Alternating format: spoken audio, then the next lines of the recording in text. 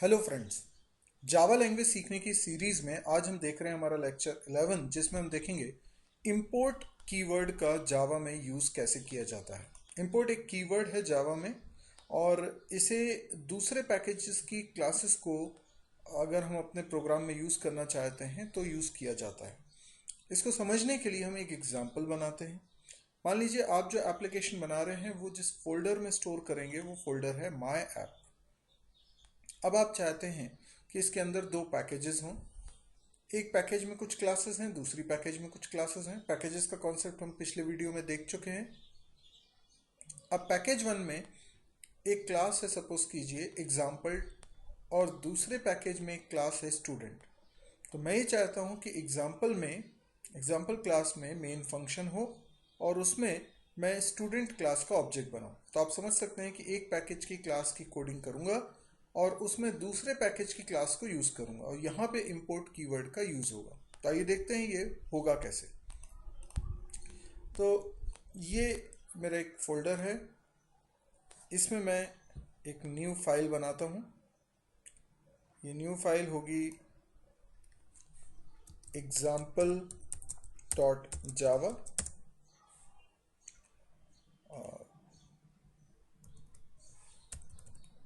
Okay, और एक और फाइल मुझे बनानी होगी जिसका नाम होगा student.java।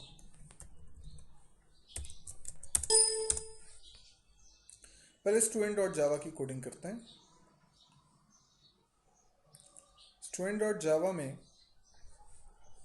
हमने लिखा पब्लिक क्लास स्टूडेंट और इसके अंदर बनाते हैं कुछ वेरिएबल्स जैसे कि रोल नंबर या फिर एक और वेरिएबल बनाते हैं स्ट्रिंग टाइप का जिसमें नेम स्टोर कर पाएँ। अभी समझने के लिए दो वेरिएबल सफिशिएंट हैं। इन्हीं को हैंडल करने के लिए मैं कुछ फंक्शंस भी बनाता हूं। जैसे मैंने बनाया public void set roll number और इसमें जो रोल नंबर आएगा वो मैं सेट कर दूंगा इस तरीके से। कोडिंग बहुत सिंपल है। इसी तरीके से एक और फंक्शन बनाऊंगा set name नाम का जिसमें स्ट्रिंग टाइप का नेम रिसीव होगा और उसको नेम के अंदर असाइन कर दूंगा। इसी तरीके से फंक्शन होंगे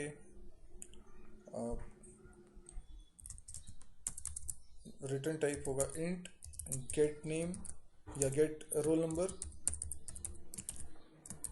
और ये रिटर्न करेगा रोल नंबर इस तरह से। फिर मैं एक और फंक्शन बनाता हूँ जो स्ट्रिंग टाइप की वैल्यू रिटर्न करेगा।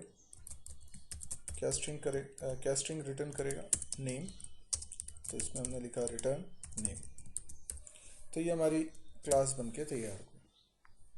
ये स्टूडेंट क्लास मैं चाहता हूँ ये पैकेज 2 में रहे, इसलिए मुझे क्या करना पड़ेगा, ऊपर कीवर्ड लिखना पड़ेगा पैकेज पैक 2, ताकि जब मैं इसे कंपाइल करूं तो एक पैक 2 नाम का पैकेज बने और इस स्टूडेंट की डॉट क्लास फाइल पैक 2 में स्टोर हो जाए।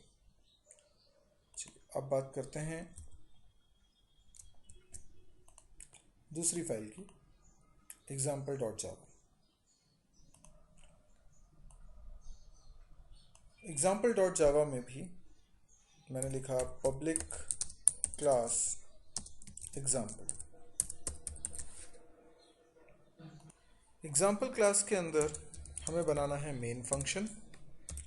तो लिखते हैं पब्लिक स्टैटिक वॉइड मेन और इसके अंदर स्ट्रिंग args। ये मेन फंक्शन की बॉडी। अच्छा, मैं ये चाहता हूँ कि ये क्लास पैकेज 1 में रहे, तो मैंने लिखा package keyword pack 1।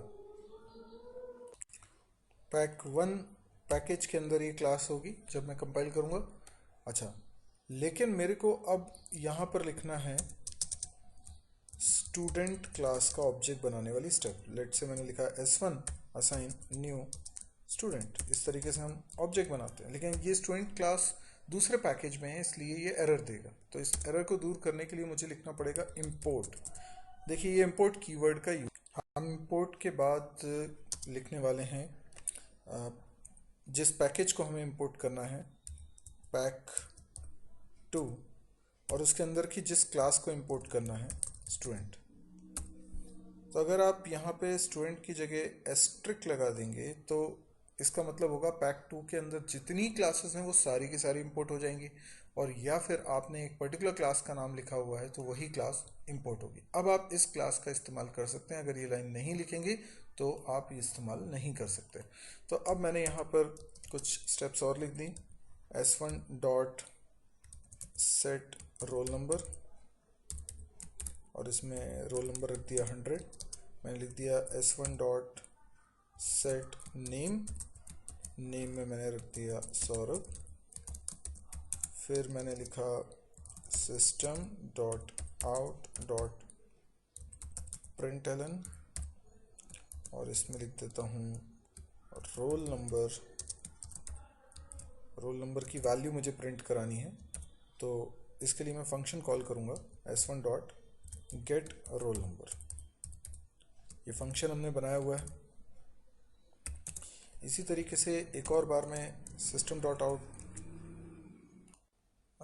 Dot println को दोबारा मैं कॉल करता हूँ, और इस बार मैं प्रिंट कराऊंगा नेम, और नेम प्रिंट कराने के लिए फंक्शन कॉल करूँगा गेट नेम। तो ये फंक्शंस हमने वहाँ बनाए हुए थे। अब मैं इसको कंपाइल करता हूँ, फिर मैं इसको रन करूँगा।